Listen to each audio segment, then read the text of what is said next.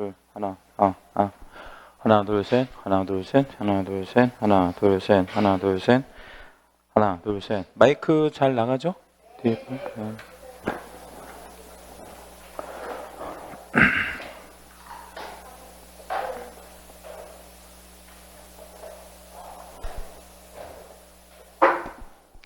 자, 그러면 수업하겠습니다. 안녕하십니까? 안녕하세요. 예, 반갑습니다. 한 주일간 잘 지내셨죠? 예, 그래요. 오늘 우리 종강하는 날이라서요. 진도를 제가 일부러 늦게 나가지는 않아요. 어떤 최대한 빨리 나가서 아마 제 예상 시간은 한 3시 정도면 끝날 것 같거든요. 그래서 중간에 뭐 좀 시장하시면 뭐 간식 같은 거 좀 드시고 오늘 아니면 시간이 없어서 오늘 종강하는 걸로 마무리 짓는 걸로 하겠습니다. 자, 이제 3절에 보면 조사 확인을 위한 개별법상의 제도라고 되어 있고요. 이쪽에 이제 지난주에 실무에서는 좀 많이 중요한 편이라고 말씀드렸죠. 별 2개 잡아주시고 분묘기지권이라고 하는 것이 있어요. 이 분묘기지권은 제목 옆에다가 타물권이라고 하나 좀 적어 볼게요. 일단 물권이에요. 물권인데 타물권이라고 하는 거는 자기 물건에 성립되는 권리가 아니라는 거예요. 그러면 누구 땅에 성립되는 권리라는 거죠? 남의 땅에, 타인 소유지에. 그러니까 정리하면 타인 소유지에 나의 뭐가 있는 거냐면 분묘가 있는 거예요. 자, 그러면 땅은 누구 땅이에요? 남의 땅이에요. 남의 땅인데 분묘는 누구 분묘예요? 자기 분묘예요. 그럼 여기서 제가 질문 하나 드릴게요. 여기서 분묘가 자기 묘라고 하면 여기서 자기는 죽었을까요? 아니면 살아있을까요? 만약에 죽었다고 한다면 권리의 주체가 될 수가 없는 거잖아요. 그러니까 여기는 보면 분묘기지권이라고 표현했잖아요. 그러니까 권리인데 분묘의 소유자는 살아있는 거예요. 그러면 이 분묘에 묻혀 계신 분은요, 이 분묘기지권자의 부모나 조부모가 되겠죠. 그래서 여기서 말하는 자는, 이 자는 돌아가신 분의 종손을 얘기합니다. 이따 이제 다시 말씀드릴 거고요. 돌아가신 분의 종손이 누구냐면 큰 아들을 얘기하는 거예요. 돌아가신 분의 큰 아들, 딸은 여기서는 이제 소용없고, 그러면 그 큰 아들이 죽으면 다시 누구에게 또 승계? 또 큰 아들에게 승계. 그래서 큰아들, 큰아들, 큰아들 이렇게 내려오는 개념이 바로 뭐예요? 종손이다. 이렇게 생각하시면 됩니다. 그러면 이제 우리가 소유자의 입장에서 생각을 해보면 내 땅인데 다른 사람의 묘가 설치되어 있는 거죠. 소유자 입장에서 보면. 그렇죠? 그러면 그 분묘를 어찌할 수 없는 거예요. 어찌할 수 없다. 그래서 지난번에 명절 때 그 기사 나온 것 중에 이런 기사가 하나 나온 적이 있어요. 우리 지난번 명절 때 은행에다 이제 대출을 이렇게 신청을 했는데 뭐 이렇게 그 토지라고 했는데 뭐 농지인지 임야인지는 모르겠어요. 근데 이제 그 토지에 분묘가 있었던 모양이에요. 분묘가. 그러니까 은행에서 대출을 해줬겠어요? 안 해줬겠어요? 안 해줬겠죠. 왜냐면 이건 물건이 잡혀 있는 거나 마찬가지니까. 그래서 은행원이 이제 이런 얘기를 해요. 그 묘를 처리하고 오시면 대출을 해드릴게요 라고 이제 했는 모양이에요. 소유자한테. 그래서 소유자가 이제 밤에 몰래 가가지고요. 남의 묘이긴 한데 그냥 없애버린 거예요. 그래서 이제 그 유골이랑 이런 거는 막 쓰레기 봉다리에다 넣어가지고 버려버리고 뭐 그렇게 했겠죠, 뭐 당연히. 그런데 이제 그 후손이 나중에 와가지고 이제 그걸 알게 된 거예요. 그래서 형사 고소를 해서 이게 그 분묘 도굴죄라는 죄가 있어요, 형법상. 그러니까 남의 묘를 하더라도 함부로 팔 수 없거든요. 그래서 잡혀 들어간 그런 내용이 기사가 이제 우리 명절 때 나왔더라고요. 그러니까 이게 남의 묘라 하더라도 토지 소유자가 함부로 어찌할 수 없다. 그걸 우리 이름하여 뭐라 그런다? 분묘기지권이라고 한다. 그럼 이 분묘기지권은 좋은 제도다라고 생각하시면 안 돼요. 이게 왜 좋은 제도라고 생각하면 안 되냐면 남의 땅을 쓰는 것도 일단 문제지만 남의 땅을 쓰는 것도 문제잖아요. 근데 이 분묘를 종손이 언제까지 이걸 남의 땅을 쓸 건가에 대해서 기한이 없어요. 그러니까 기한이 없다는 게 뭐예요? 수백 년, 뭐 몇백 년, 500년, 1000년도 갈 수 있다는 얘기예요. 그러니까 이게 남의 땅을 무한정 쓸 수 있는 그런 권리가 돼서 이게 좋은 제도는 일단 아니라고 생각을 하시는 게 좋고요. 자, 이제 성립 요건이 있는데 이 분묘기지권은 만들어지는 요건이 3가지가 있는데요. 일단 요 부분이 좀 중요해요. 따로 뭐 별표 하나만 잡을게요. 첫째, 소유자, 여기서 소유자는 무슨 소유자를 말하냐면 분묘 소유자를 얘기하는 거예요. 승낙을 얻어서, 그러니까 분묘를 설치해 내 땅에 이렇게 승낙을 얻었다. 그러면 그 소위 말하면 분묘 기지권의 물권이라고 했잖아요. 그러니까 물권을 설정하는 행위에 들어간다 이렇게 보시면 되겠고, 그의 토지의 분묘를 설치하면 그 순간부터 분묘 기지권이 생기는데, 이건 언제부터 생기냐면 즉시 만들어집니다. 그러니까 소유자는 승낙하고 분묘 기지권자는 분묘를 설치하는 순간 즉시 분묘 기지권이 만들어지는 거예요. 마치 지상권 설정 계약을 해서 등기 치면 지상권이 성립되는 거랑 똑같은 원리다 이렇게 생각을 하시면 되겠고요. 여기에 예외가 하나 있는데 이 예외 좀 중요하고, 장래의 묘소인 가묘, 가묘는 가짜묘를 얘기하는 거예요. 이 가묘는 분묘에 해당한다 아니면 해당하지 않는다. 해당하지 않는다. 그럼 이 가묘를 설치해 가지고는 분묘 기지권은 발생하지 않는 거구나라고 생각을 해주시면 됩니다. 자, 그러면 우리 이제 서두에 다시 올라가서 이 분묘 기지권은 내 땅 쓰는 거, 남의 땅 쓰는 거, 남의 땅. 그럼 무슨 문제가 생기냐면 지료의 문제가 생긴단 말이에요. 그러면 이거는 지료를 주는 게 맞아요, 아니면 지료 안 주는 게 맞아요? 주는 게 맞죠. 그죠? 일단 남의 땅을 쓰는 거니까. 그래서 지료 부분에 대해서는 약정대로 하면 되는 거예요. 약정대로. 예. 그러니까 약정대로라는 게 무슨 얘기냐면 소유자가 승낙을 할 때, 그죠? 야, 내 땅에다가 분묘 쓰는데 돌아가신 분하고 나하고 생전에 굉장히 좀 내가 은혜를 입었으니까 야, 그냥 무상으로 써. 이렇게 하면 지료는 있는 거예요, 없는 거예요? 없는 거예요. 약정을 그렇게 했으니까. 근데 반대로 우리가 승낙을 해줄 때 1년에 뭐 100만 원을 내는 걸로 하자 이렇게 약속을 해서 뭐가 계약서를 썼다라고 하면 1년에 100만 원이 뭐가 되는 거예요? 지료가 되는 거죠. 그러니까 약정이 있으면 약정대로 따르면 된다. 여기서 약정은 유상일 수도 있고 또는 무상일 수도 있는 거예요. 왜냐하면 이 분묘 기지권은요 꼭 지료를 그 요소로 하지 않거든요. 지료가 있어야 분묘 기지권이 성립되는 건 아니에요. 여러분 우리 민법 물권법에서 전세권 배우잖아요, 그죠? 전세권은 뭐가 있어야 전세권이 설정이 되는 거예요, 성립되는 거예요. 전세금. 이거는 지료가 있어야만 분묘기지권이 만들어지는 것은 아니다. 그래서 이건 유상무상 결정하기 나름이다. 자, 2번을 한번 볼게요. 타인 토지의 승낙 없이. 여기 이제 승낙 없이에다가 밑줄 한 번만 해요. 1번하고는 완전히 다른 말이에요. 1번은 승낙을 얻었다 그랬잖아요. 근데 2번은 승낙 없이 무단으로 이렇게 설치를 했고, 몇 년을 버텼냐면 20년을 평원 공연하게 이제 그 분묘 기지를 점유했다. 그러면 이건 20년을 이제 버텼다는 얘기겠죠. 그리고 중간에 그 토지 소유자가 분묘를 철거해라, 이장해라 이런 얘기가 없었다는 거예요. 그 말이 여기 평원 공연하게라는 말은 그 말이에요. 아무 어떤 다툼이 없었다. 그런데 이게 시효취득이 된다라는 얘기잖아요. 그럼 이거는 언제 성립이 되는 건지 먼저 좀 설명을 드리면, 아까 위에 1번은 즉시 만들어진다 그랬잖아요. 그러면 이거는 분묘를 설치하고 몇 년이 지나야 성립이 되는 거예요. 20년 경과 시에 성립이 되는 거죠, 그렇죠? 자, 지료 얘기를 먼저 좀 해볼게요. 20년 경과해야 성립이 된다. 그 지료는 이거는 소유자의 승낙을 얻지 않고 무단으로 들어간 거잖아요. 그래서 이런 경우에 지료는요 법이 개입을 할 수밖에 없잖아요. 그래서 우리 대법원 판례가 이런 경우에는 소유자가 청구한 때부터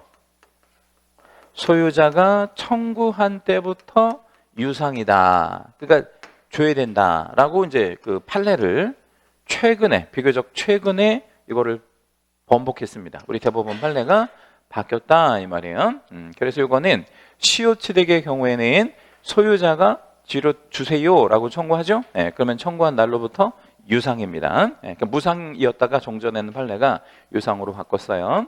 다만 예외가 하나가 있어요. 어떤 예외가 있냐면 여기 보면 두 번째 줄에 단 2001년 1월 13일 이후에 설치된 분묘는 시효에 의한 분묘기지권의 신규 취득은 발생하지 않는다 이렇게 돼 있잖아요. 근데 이건 무슨 얘기냐면 이날 뭔 일이 있었다는 거예요. 이날 2001년 1월 13일 날 이날 뭔 일이 있었는지 한번 알아볼게요. 이날 뭐가 있었냐면 장사 등에 관한 법률, 줄여서 장사법이 시행되는 날인데, 이 장사법은 바로 위에서 이제 보긴 하겠지만 장사법을 왜 만들었냐면 제가 서두에 분묘기지권 좋은 제도라고 그랬어요? 안 좋은 제도라고 그랬어요? 안 좋은 제도. 그래서 이 분묘기지권이 가지고 있는 굉장히 많은 문제점들이 있습니다. 네, 그런 것들을 최소화시키기 위해서 만든 법이에요. 정식 국회를 통과한 법입니다. 근데 이 장사법의 내용 중에 어떤 내용이 하나가 여기에 이제 포함이 되냐면 무단으로 분묘를 설치를 하면 무단 설치를 하면 이 무단으로 설치한 분묘는 불법 점유로 본다라는 규정 하나를 만든 거예요. 자, 그러면 다시 장사법 시행 전에는 남의 땅에 무단으로 설치하는 것 자체가 불법이 아니었다는 거예요. 그죠? 그러니까 무단으로 설치했다 이러면 당연히 우리 지금 생각에는 불법이잖아요. 남의 땅에 저기 쓰는 것 자체가. 근데 그런 것 자체가 2001년 1월 13일 전에는 우리가 관습법적으로 남의 땅과 집을 짓는다? 이건 불법이죠. 당연히 못하게 할 수 있고 뭐 방해배제 청구라든가 이런 거 할 수 있지만 우리나라 사람들의 관습에 묘를 쓰는 거는 관대했다는 거예요. 묘를 쓰는 거 어쩌겠어. 그죠? 그러다가 이날 이후에는 이게 불법 점유라고 하는 거를 말하자면 이 법에다가 조문 하나 만들었단 말이에요. 그러면 이 불법 점유가 되어지면 뭐 할 수 있냐면 철거나 그렇죠? 이장이나 이런 거를 할 수가 있다 없다? 있다. 이 근거를 만들었다는 거예요. 언제부터? 2001년 1월 13일부터. 그래서 이 철거의 근거를 만들었다라는 데 상당한 의미가 있는 겁니다. 자, 그러면 이렇게 한번 제가 말씀드려 볼게요. 분묘를 무단으로 설치했어. 무단으로. 근데 그 시점이 2001년 1월 13일 이후입니다. 그러면 이거는 무슨 점이요?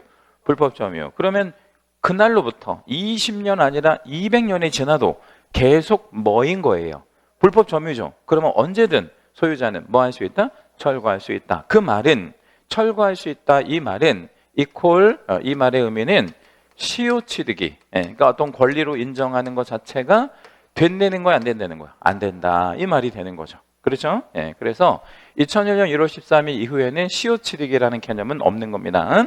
그렇게 해주시면 되겠고, 요거 우리 중개사법이랑 민법에서도 다 잘 나오는 항목이니까 꼭 기억해 주시고, 자, 이제 세 가지 있었다라고 말씀드렸는데 그 세 가지가 3번 요거예요.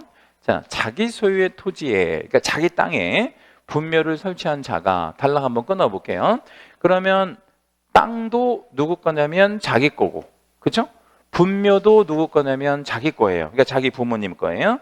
그러면 이 두 가지가 뭐 했다가, 그럼 동일했다가 토지 소유자와 분묘의 소유자가 동일했다가 어떤 사정에 의해서 이게 달라지는 건데 어떤 사정에 의해서 달라졌냐면 토지만 타인에게 뭐 했어요? 양도했잖아요. 그러면 이거는 분리가 된 거죠. 토지 소유자와 분묘 소유자가 달라지게 된 거잖아요. 그렇죠?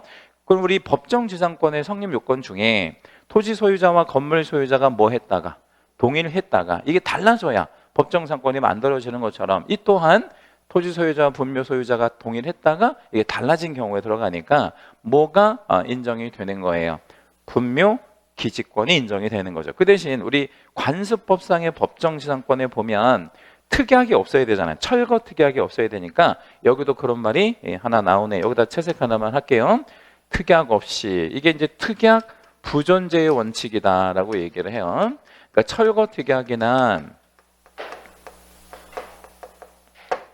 아니면 이장 특약 이런 거가 없었어야 돼요. 반대로 뒤집으면 저희 토지하고 분묘가 소유자가 동의를 한 상태에서 토지만 처분이 될 때 토지 소유자가 특약에다가 걸은 거예요. 뭐라고 특약에다 걸었냐면 지금 지상에 있는 분묘는 뭐 한 달 안에 뭐 해드릴게요. 이장해 드릴게요. 라고 특약을 걸었어. 그러면 분묘기지권 성립되지 않는다. 특약이 없었어야 그냥 사고 팔았어야 이제 분묘기지권이 만들어진다. 자, 그럼 얘는 언제 분묘기지권이 만들어지냐면 즉시 만들어집니다. 여기서 말하는 즉시는 이 토지만의 등기가 넘어가는 순간 분묘기지권이 만들어진다는 얘기입니다. 그러면 이제 지료는 어쩔 거냐? 지료의 문제가 남잖아요, 그죠? 그 지료는 성립한 때부터 유상입니다. 얘는 성립한 때부터 유상이다. 이렇게 정리해 주시면 되겠고, 얘도 아주 잘 나옵니다. 자, 이제 분묘기지권은 이제 거의 다 배운 거나 마찬가지예요. 자, 그럼 이제 복습 한번 해봅시다. 분묘기지권 성립 조건이 몇 개가 있다고요? 3개. 자, 첫 번째는 소유자의 뭐를 얻어서? 승낙을 얻어서 분묘를 설치하게 되면 어떻게 성립해? 즉시. 지를 어떻게 하고? 약정대로. 약정대로. 두 번째는 분묘기지권 뭐 할 수 있다 그랬죠? 시효취득. 시효취득의 경우에는 몇 년이 지나야 돼? 무단 설치하고 20년. 20년 지나 이제 그 분묘기지권이 성립이 됐는데 지료는 어떻게 한다 그랬어요? 지료는 소유자가 청구한 날로부터 유상. 아주 잘 나온다 그랬고, 이제 마지막 세 번째가 뭐냐면 토지 소유자와 분묘 소유자가 동의를 했다가 토지만 처분하게 되면 이때도 즉시 분묘기지권이 만들어지는데 지료는 어떻게 된다고요? 성립한 때. 그럼 여기서 세 번째 분묘기지권은 언제 성립해? 조금 전에 말씀드렸는데 이 성립한 때 이랬잖아요. 그럼 언제 성립하냐고요? 토지 소유자만 넘어가는 거. 그러니까 동일했다가 달라져야 되니까 토지 이전 등기만 되어지면 즉시 분묘기지권이 만들어지는 것이죠. 자, 아까 분묘기지권은 누구에게 인정하는 거라 그랬냐면 종손. 여기다 한번 채색 하나 해주시고요. 종손은 누구라고요? 돌아가신 분의 큰아들. 큰아들 죽으면 다시 큰아들, 큰아들 이렇게 내려오는 지위를 종손이라고 한다. 옛날에는 이 종손을 제사장의 개념으로 봤어요. 제사장이라고 하는 거는 제사를 뭐 하는 사람, 그러니까 그 주관하는 사람을 제사장이라고 하잖아요. 그러니까 이제 부모님 돌아가시면 딸들이 그러면 제사를 지내는 경우도 있어요? 질문 드린 거예요. 딸들이 제사 지내는 경우 있어 없어? 있죠. 왜냐하면 딸밖에 없는 집도 있잖아요. 근데 딸밖에 없는데 그 딸들이 뭐 아주 효심이 되게 깊은 딸들이라서 제사를 지내기로 했다. 그런데 우리나라 예법 중에 딸들이 제사를 지내잖아요. 그러면 돌아가신 그 귀신이 오지 않는다는 거예요. 왜? 그 제사장이 없으니까. 그러니까 제 말씀을 그렇게 드린 게 아니라 우리나라 옛날 어르신들의 생각이. 그래서 제사는 항상 누가 주관해야 돌아가신 분을 불러올 수 있다는 얘기예요. 종손. 그래서 종손이 제사장의 역할이다. 이렇게 생각을 하시면 돼요. 그래서 제가 누차 말씀드리는데 딸만 있는 집은 제사하고 뭐고 지낼 필요가 없어요. 어차피 지내봐야 소용이 없다. 왜 소용이 없다? 돌아가신 분이 오질 않는다니까. 예법상으로 그렇다라는 거예요. 자, 이제 공시의 기능. 이 분묘기지권은 법정지상권이니까 우리 등기를 요하지 않아요. 그래서 그 봉분 자체가 그 공시 기능을 해요. 그래서 여기 보면 평장이나 암장 같은 거 있잖아요. 여기 두 개 다 잘 나오는데 이런 것들은 평장이 뭐예요? 평장이 평평하게. 그래서 우리 공시가 안 되는 거. 이건 분묘로서 인정되지 않는다. 암장은 몰래 암매장하는 거. 이게 묘인지 아닌지 알 수 없는 뭐 이런 것들은 시효취득이 안 된다. 자, 아까 이제 분묘기지권의 가장 큰 문제점은 기한이 없다는 게 가장 큰 문제고 두 번째 문제점은 바로 이 범위인데요. 이 분묘기지권은 다시 질문. 내 땅 쓰는 거, 남의 땅 쓰는 거. 남의 땅을 쓰는 건데 얼마나 쓸 건지에 대한 범위가 불분명하고요. 우리 대법원이 이런 식으로 얘기하고 있어요. 분묘기지에 공지를 포함한 지역에까지 미친다 이랬거든. 이게 무슨 얘기냐면 공지라는 거는 빈 땅이거든요. 빈 땅을 좀 포함하겠다. 근데 몇 제곱미터를 얘기하는 게 아니라 그냥 막연하게, 매우 막연하게 뭐를 포함한다? 공지. 자, 그러면 분묘 근처에 공지가 왜 필요하냐? 우리가 이제 우리 그 성묘하는 이런 시즌이 있잖아요. 추석 때 같은 데는 이제 성묘 많이 하죠. 청명이나 한식 이럴 때도 성묘 많이 하고, 또는 이제 돌아가신 날 이제 제사 지내고 또 묘를 가는 경우도 있고 그렇잖아요. 그러면 묘를 갔어요. 우리가 성묘를 갔는데 제일 먼저 뭐 하죠? 묘를 가면? 응? 뭐 한다고? 돗자리. 그래. 돗자리 까는 거 맞지? 아주 좋은 답변이야. 돗자리 깔 자리가 있어야지. 그렇죠. 돗자리 깔 자리. 그리고 또 돗자리 깐 다음에 뭐예요? 음식 차리잖아. 근데 음식을 차릴 공간이 있어야 될 거 아니에요. 그리고 가장 중요한 건, 자, 돗자리 깔고 음식 차렸어요. 그 다음 뭐예요, 우리가? 절하지. 절할 수 있는 공간이 또 필요하다. 그러니까 그런 공간을 다 인정해 줄 수밖에 없다는 거죠. 자, 이거를 이제 두 가지 측면으로 볼게요. 분묘기지권자 입장에서 보면 공지를 인정받는 게 좋아요, 안 좋아요? 좋아요. 근데 토지 소유자는 어때? 안 좋아. 내 땅을 막 지네 마음대로 막 쓰겠다는 거니까 여기서 이제 충돌이 되고 다툼이 될 수밖에 없다는 거죠. 그래서 이 공지가 기준이 없다라는 게 두 번째 큰 문제라는 거예요. 기준이 없다라는 게 막연하잖아. 매우 막연하잖아요. 그래서 이제 좀 이따가 이제 장사법에서 수치로 이거를 이제 제한을 할 겁니다.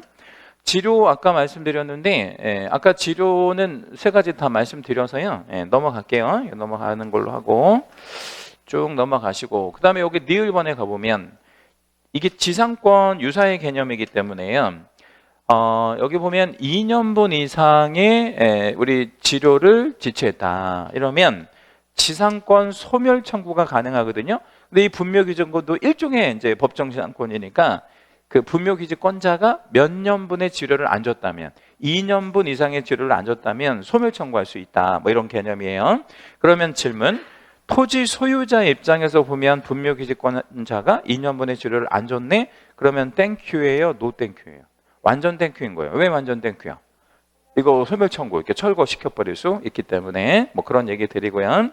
존속기간은 아까 말씀드린 대로 약정했으면 약정에 따를 거긴 하지만 그 약정이 없는 경우가 대부분이고, 우리나라 예법상 그냥 묘를 이렇게 설치하는 것이지 뭐 몇 년 쓸게 이런 관습은 없단 말이에요. 그래서 여기다 우리 밑줄 한번 해봐요. 쭉 한번 잡을게요. 끝까지.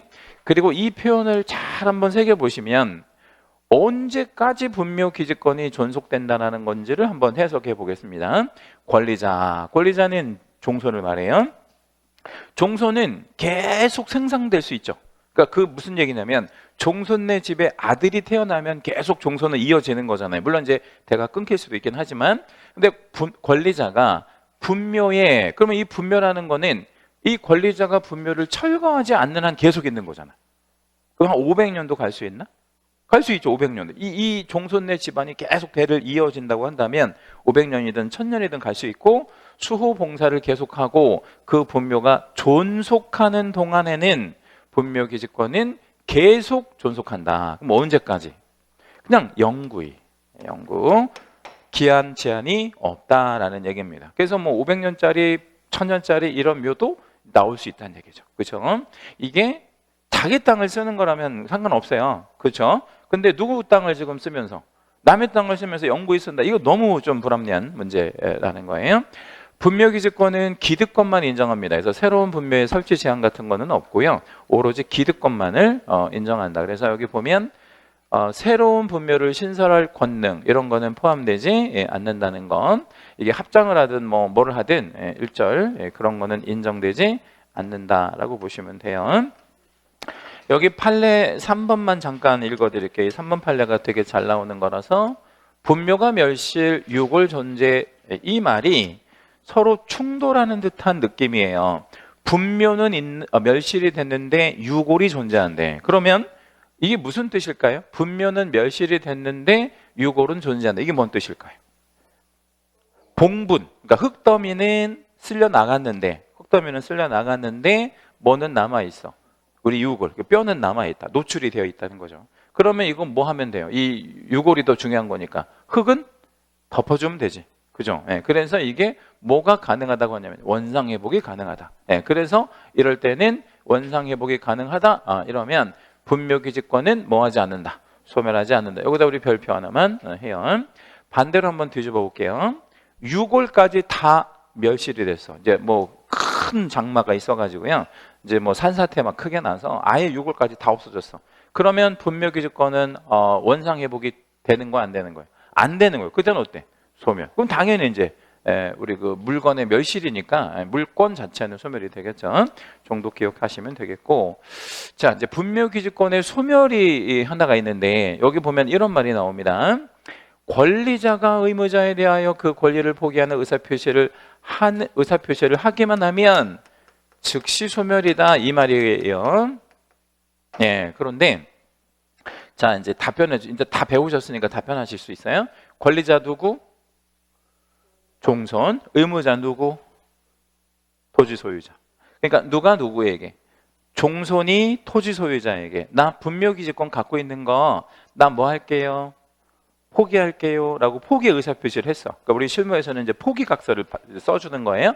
그러면 어떻게 소멸? 즉시 소멸. 근데 우리 뒤에 이런 말 붙였네. 이게 의사표시만 하면 소멸이 되는 거잖아요. 그러면 이 분묘는 지금 있고 없고, 있는데 소멸이 된다는 거예요. 그래서 이 말이 그 말이에요.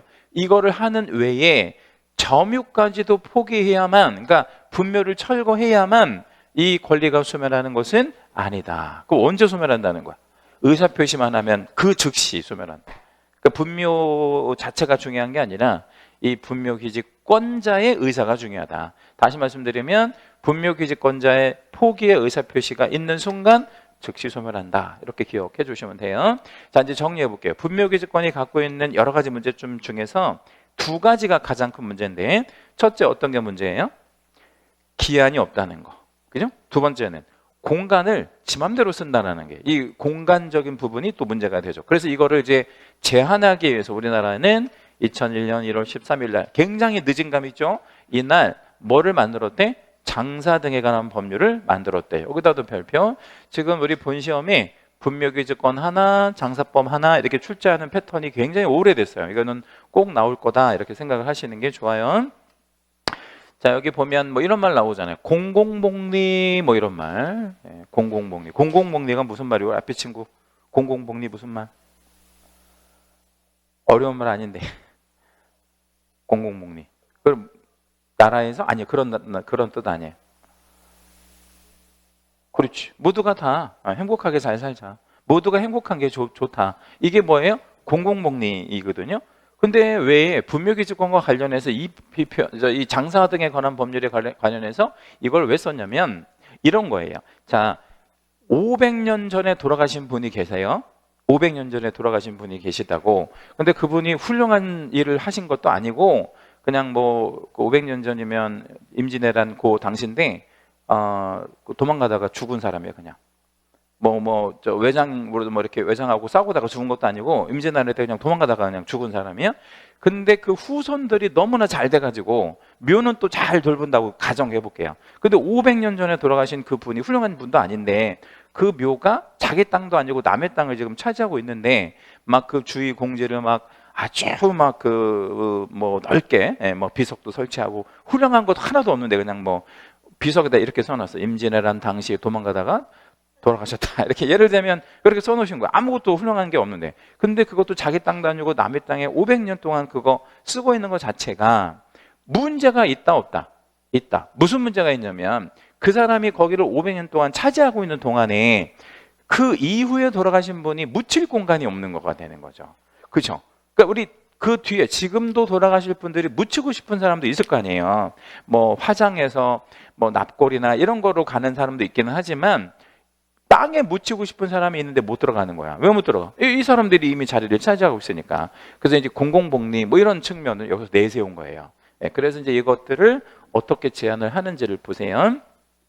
자, 일단 매장을 하면 30일 안에 이 우리 시장 등에게 일단 신고를 해야 된다. 이건 다시 말씀드리고요. 화장은 여기 보면 그럼 이 매장은 사전에 아니면 사후에?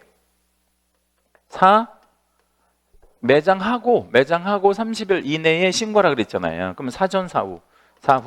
자, 그런데 여기 보면 화장은 불에 태우는 거예요. 불에 태우려는 자는 이렇게 표현했지. 그러면 이거는 어떻게 신고해라? 사전에 해라. 사전에 해라. 예전에 몇 년 전에 이거 뉴스에도 보도가 된 사건인데 화장 시설에서 근무하는 사람이 이제 112에다가 신고를 한 사건이 있었어요. 화장 시설에서 근무하는 사람이 전화를 받습니다. 여보세요 그랬더니 어떤 여자분이 다급하게 전화를 이렇게 하신 거예요. 남편이 죽었는데 화장을 좀 하고 싶다 이렇게 얘기를 한 거예요. 그러면 화장 시설에 근무하는 사람은 뭐라고 응대를 해야 돼? 응? 남편이 죽었는데 화장을 하고 싶다는 거예요. 그러면 화장시설에 근무하는 사람은 뭐라고 얘기를 해야 되겠어요?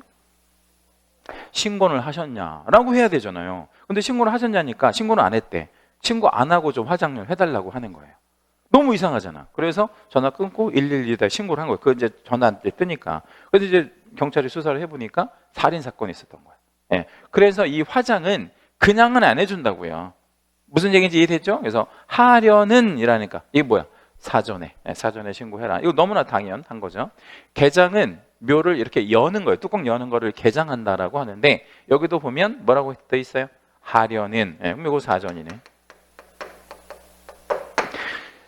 자, 그리고 이제 요거 매장을 그럼 왜 사후에 하느냐? 돌아가시잖아요. 그럼 매장을 하려면 또 매장하고 사오신 거를 하는데 매장을 하기 전에 돌아가셨다라는 거를 반드시 신고해야 돼요. 경찰서에다가. 그래서 만약에 병원에서 돌아가시잖아요. 그러면 경찰이 무조건 100%다 병원에 나와 봅니다. 그래서 이제 의사하고 면담해서 자연사하신 건지 타살의 혐의점은 없는지 이거 다 보고 이제 매장 허가증을 주는 거예요. 그래서 이거는 매장은 이미 경찰에 다 신고 들어간 상태다라고 생각을 하시면 돼요. 자, 이제 분묘의 점유 면적이라고 되어 있는데 아까 우리 분묘 기준권은 공지를 포함한다 그랬잖아. 근데 이제 이 장사법은 묘지에 대한 면적을 수치로 제한을 할 거예요. 여기다 우리 채색 한번 해주시고, 그 다음에 여기도 채색, 요것도 채색. 요거 숫자들 다 중요한 숫자들입니다. 자, 일단은 뭘 말씀을 드릴 거냐면 개인 묘지는 혼자 묘를 쓰는 거예요. 자, 개인 묘지 몇 제곱미터 넘어가면 안 되는데 30 넘어가지 말래. 그러면 우리 분묘 기준권은 주위에 뭐를 포함한다 그랬어요? 공지. 그러면 우리가 지금 현대를 살아가고 있는 현대인의 생각에서 한번 좀 판단해 보세요. 공지를 포함하는 게 옳아요? 아니면 30제곱미터를 초과하지 못한다라고 명확하게 해주는 게 옳아? 이게 해주는 게 좋지. 공지 얼마나 쓸 건지 모르잖아요. 그래서 이렇게 2001년 1월 13일부터 만들었다는 데 상당한 의미가 있고, 그러면 여기 보면 공설에서부터 법인묘지까지 밑줄 쭉 해주시고, 얘네는 개인 묘지의 상대적인 개념이거든요. 개인 묘지는 혼자 들어가는 거. 그럼 나머지는 어떻게 들어가는? 공동. 공동묘지라 그러죠, 보통 우리가. 이 공동묘지는 여럿이 같이 들어가는 묘구나라고 생각하시면 돼요. 그러면 공동묘지에는 분묘 한 기의 면적을 제한해야 되죠. 같이 들어가는 거니까. 그래서 한 기는 얼마? 10. 그러니까 개인 묘지보다 훨씬 작은 거죠. 그리고 부부가 이제 뭐 합장하는 경우가 있어요. 합장묘라고 하는데 이거는 얼마? 15. 그래서 이 숫자 3개는 꼭 기억해 주셔야 돼요. 30, 10, 15. 자, 그러면 내 땅에다가 나 혼자 들어갈 거예요. 내 땅에다가 나 혼자. 그러면 몇 제곱미터까지는 설치할 수 있는 거야? 30까지는 설치할 수 있다. 초과할 수 없다 그랬으니까 30까지는 설치가 된다. 자, 이제 기간을 한번 볼게요. 자, 기간은 모든 공설이랑 사설. 이 공설이라고 하는 거는 공공기관이 만든 묘를 말해요. 뭐 우리 저 시군구나 이런 지자체. 그다음에 사설묘지는 개인이 만든 묘.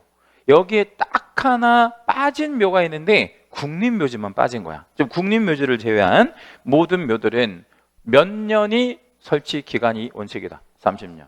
자, 그러면 이제 30년에다 밑줄 한번 해주시고, 30년이면 유골이 완전히 썩을까요? 아니면 안 썩을 수도 있을까요? 안 썩을 수도 있겠지. 30년이면. 그래서 한 번을 연장해 주겠다. 1회에 한해서 그 기간을 우리 연장해 주겠다. 그러면 이거 묶어볼게요. 기역, 니은 묶어보면 최장 분묘는 몇 년? 60년. 자, 그러면 여기다 별표 하나 해주시고, 분묘 기지권은 영구히 간다 그랬잖아요. 근데 여기서 장사법은 몇 년만 했으래? 60년. 자, 그러면 이게 뭐가 중요하냐면 몇 년 이후부터만 60년이야. 2001년 1월 13일 이후부터만 60년이라는 거예요. 왜? 법이 그날 만들어졌으니까.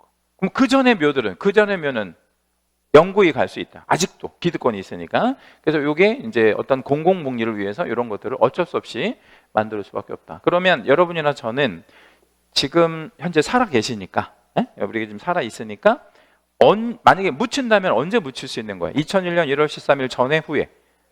그럼 우리는 아무리 오래 매장하고 싶어도 몇 년? 60년밖에 못 있는다. 근데 옛날에 돌아가신 분은 계속 있을 수 있다. 뭐 이렇게 생각을 하시면 되겠고요.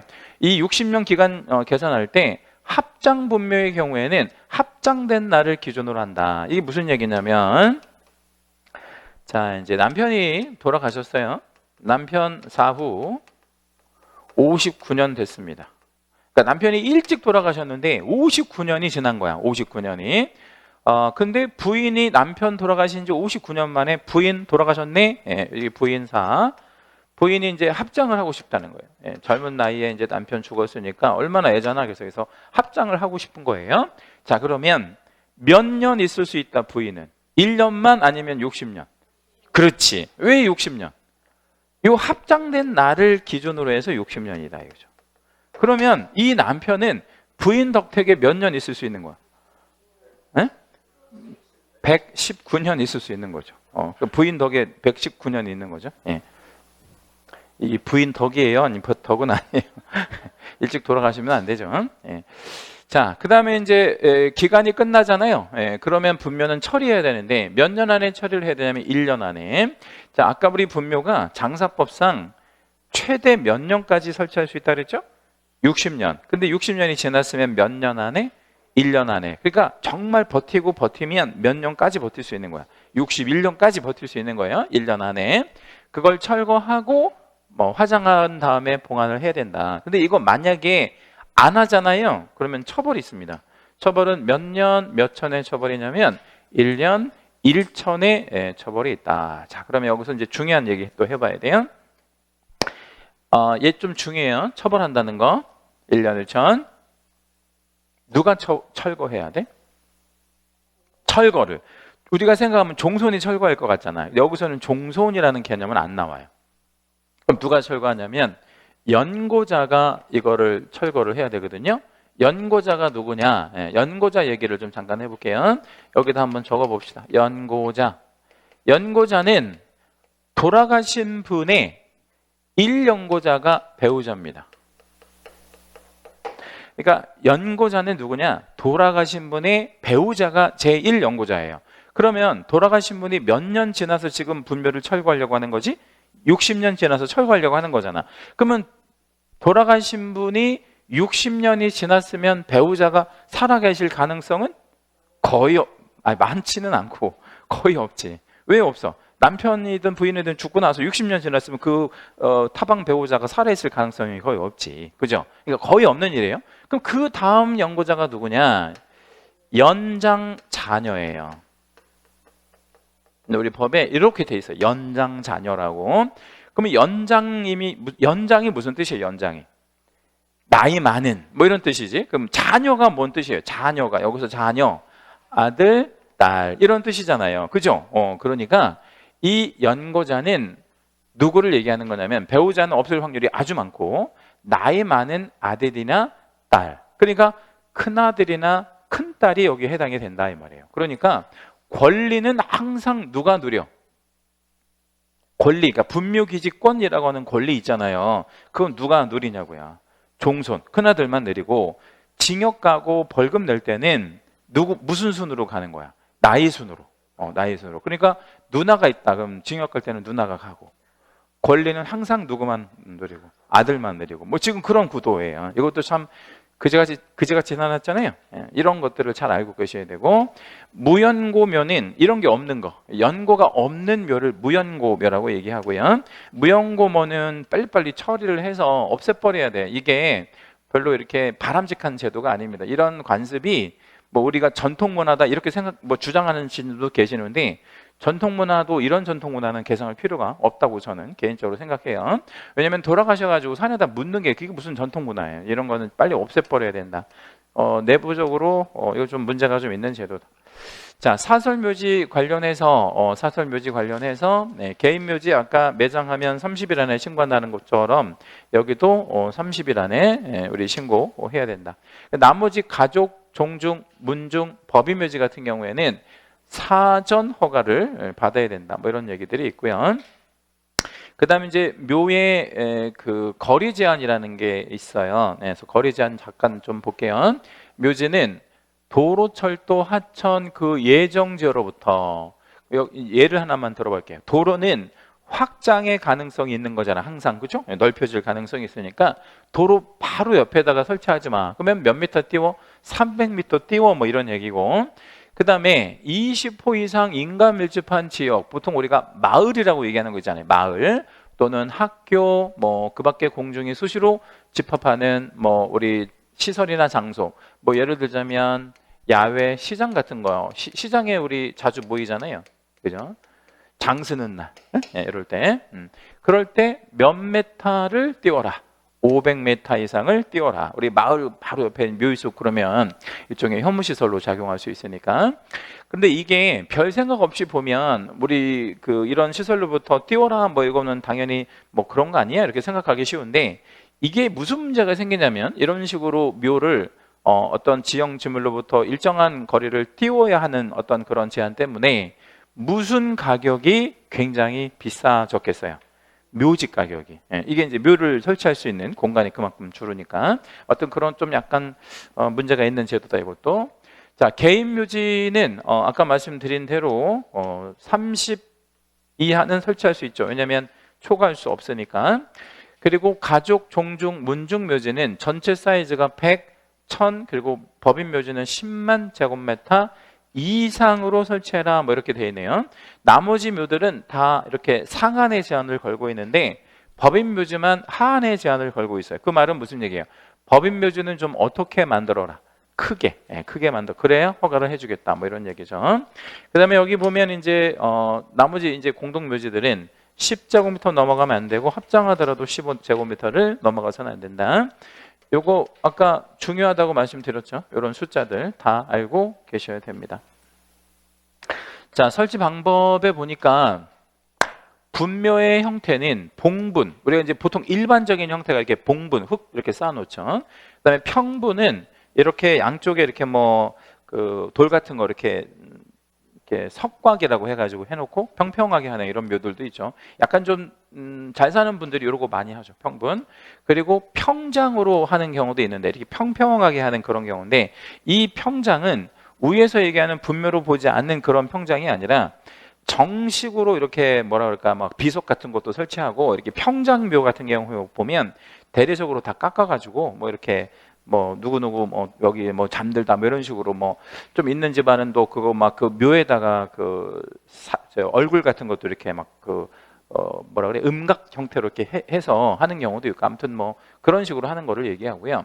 봉분은 높으면 붕괴 위험이 있으니까 몇 메타 이내로 들어와야 돼. 1m 그리고 평분은 50cm 이하로 들어와야 된다.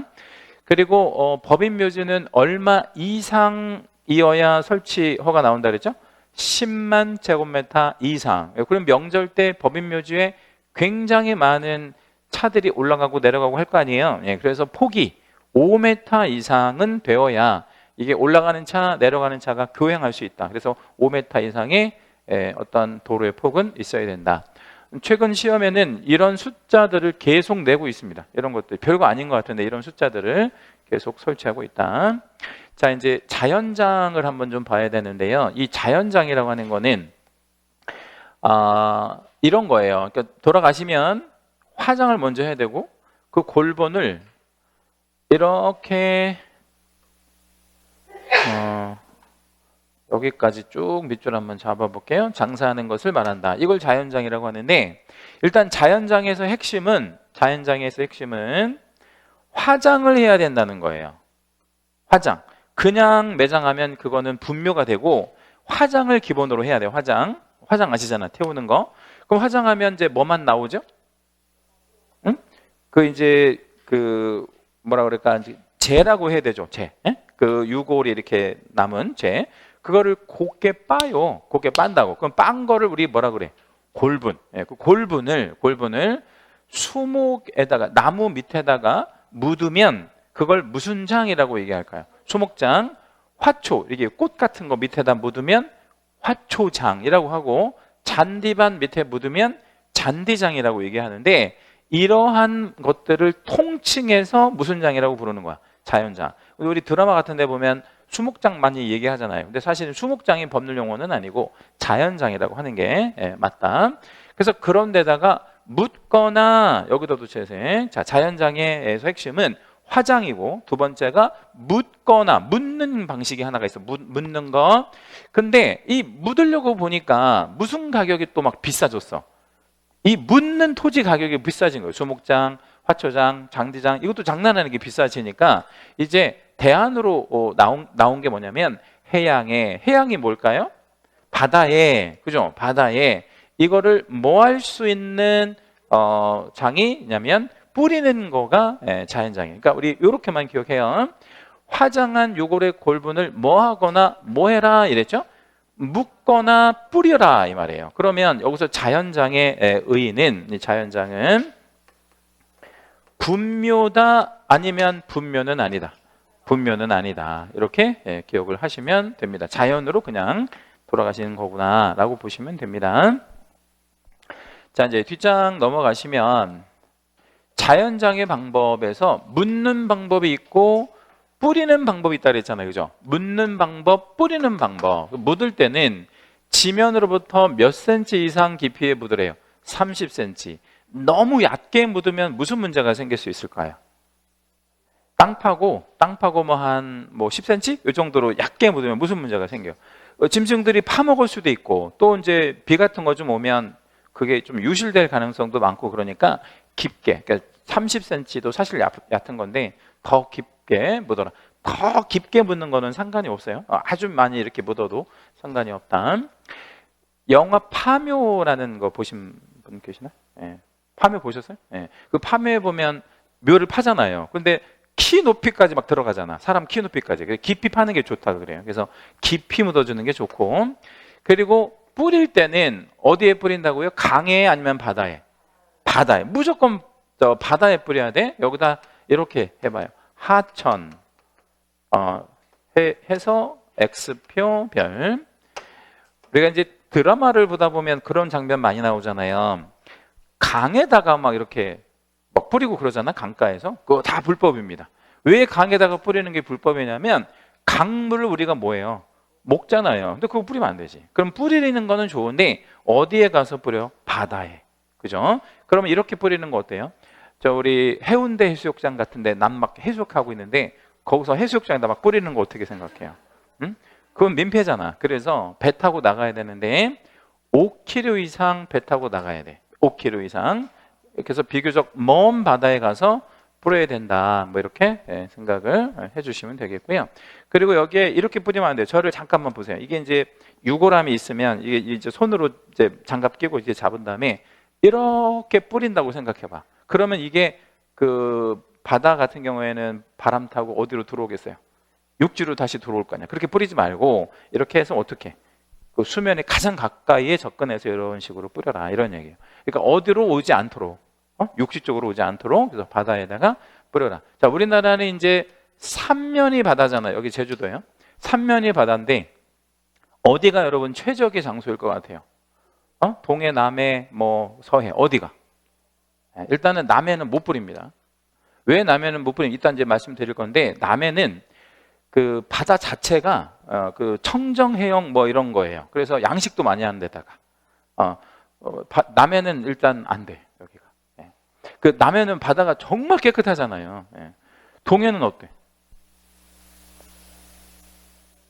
동해 괜찮은데 동해는 바다가 굉장히 좀 사납잖아요. 사납지 않나? 우리 저기 어디야 경포대 같은 데 가보면 막 파도 장난 아니잖아요. 배 타고 5km 나가는 거 쉽지 않다고. 여기는 동해는 그래서 별로 바람직하지 않아요. 법으로 안 되는 게 아니라 이런 거 하기가 적절하지 않다. 그럼 어디가 최적일 것 같아? 서해는 잔잔하잖아요. 그럼 어디가 지금 이 뿌리는 거의 성지냐면 인천. 지금 거의 해양장은 인천 쪽에서 주로 이루어지고 있습니다. 인천으로 배 타고 나가죠. 여기 정도.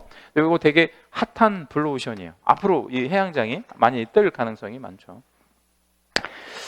정도만 참고하시고 자연장은 종류가 개인, 가족, 종중, 문중, 종교단체 그리고 법인 자연장지가 있는데 얘를 좀 여러 번 출제한 적이 있습니다. 개인 자연장지는 사후신고인데 가족과 종중, 문중 자연장지, 가족, 종중, 문중 자연장지가 있는데 얘는 사전 신고를 하도록 이렇게 하고 있다라는 거 기억해 주시면 되겠고요. 나머지는 크게 중요할 거 없습니다. 그 다음에 여기 기억 니은 요거 디귿까지 한번 읽어봐 드릴게요. 머릿속에 그 생각을 하고 보셔야 돼. 자연장은 분묘가 아니다. 이 생각을 하고 보셔야 돼. 개인, 가족 자연장지의 경우에 타인 소유지에 물론 이제 승낙을 해서 설치 가능합니다. 남의 땅에도 이렇게 설치가 되면 질문, 분묘 기지권이 즉시 성립이 된다 아니면 성립되지 않는다? 여기 보면 승낙받았다 그랬잖아. 남의 땅에도 이 자연장 설치할 수 있다 그랬잖아요. 자, 분묘 기지권 성립, 불성립? 불성립. 왜 불성립? 자연장은 분묘가 아니다 이랬잖아요.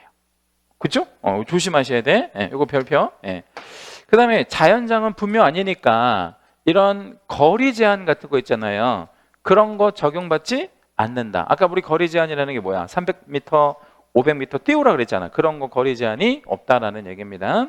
또 자연장은 분묘가 아니기 때문에 설치 기간 몇 년이죠? 최대 60년. 이 제한을 받지 않는다. 그러면 자연장은요, 땅속으로 그냥 만약에 수목장을 했어. 그러면 어떻게 된 거야? 그 순간 자연으로 그냥 돌아가신 거지. 예, 그리고 몇 년 있다가 이걸 철거하거나 그럴 필요는 없구나, 이렇게 생각하시면 된다.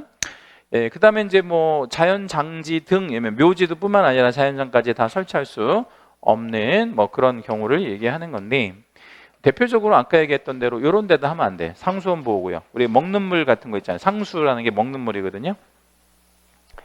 물이 상수가 있고요, 예, 중수가 있고 하수가 있고 그래요. 예, 그러면 상수는 맨 위에 있는 물이잖아요. 그럼 상수는 뭐 하는 물? 먹는 물. 중수는? 그러니까 하수나 폐수는 아니래. 그럼 중수가 뭐냐면 공업용수, 농업용수 뭐 이런 걸로 쓰는 게 중수고, 하수는 못 쓰는 거, 이제 뭐 하수도로 빠져서 바다로 뭐 이렇게 빼는 물, 요렇게 좀 기억하시면 돼요. 이 상수라는 건 먹는 물을 얘기하는 거니까 이런 데다가 하지 말래. 그 다음에 문화재 관련해서 이런 데다 하지 말래. 당연히 하지 말아야 되겠죠. 예. 그리고 우리 주상공, 이 도시 지역에다 하는 것도 좀 뭐 미관도 그렇고, 여기서 우리 주로 살아있는 사람들이 하는데 여기다 묘를 많이 쓰고 그러면 안 되겠죠. 그 다음에 아까 우리 남해안은 안 된다라고 말씀드렸던 게 이런 것 때문에 그런 거예요. 여기 보면 해양보호, 해양보호구역이라든가 어장관리해역, 수산자원관리 있으면 남해안은 거의 대부분 이게 다 지정돼 있습니다. 그래서 안 된다는 얘기입니다. 그리고 이런 말들이 나오면 대부분 안 된다고 보시면 돼요. 여기 보면 림자, 뭐 이런 림자, 뭐 이런 거 있죠. 예. 여기도 보면 뭐 이런 거 백두대간 보호지, 이게 다 나무랑 관련된 거거든요. 예. 이런 데다가 하면 무슨 문제가 생기냐면, 이 최종림이나 시험림, 뭐 보전 구규림 이런 거는 나무 자체가 좀 가치가 좀 높은 그런 건데, 거기다가 막 묘를 쓰고 자연장을 설치하고 그러면 나무가 어떻게 되겠어요? 다 죽죠. 그래서 그렇게 하지 말아라, 뭐 이런 뜻이고, 군사시설 뭐 이런 데다가도 해서는 당연히 안 되겠고요. 그 다음에 5번 한번 잠깐 읽어봐 드릴게요. 무단 설치된 분묘는 철거하면 되는데, 자연장은 한번 읽어봅니다.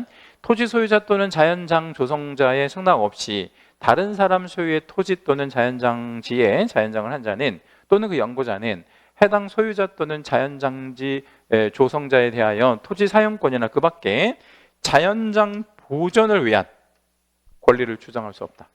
이 말이 무슨 말이에요? 아까 말씀드렸죠. 분묘 기지권이 만들어지지는 않는다. 자연장은 분묘가 아니니까. 그래서 그 어떤 권리도 생기지 않는다. 자연장은 그냥 자연으로 돌아가신 거기 때문에 내가 여기다 뭐 자연장 설치하고 20년 지났으니까 이거는 시우치득이야, 이런 식으로 주장해서는 당연히 안 된다. 예, 다음 시간에 농지법 넘어가겠습니다.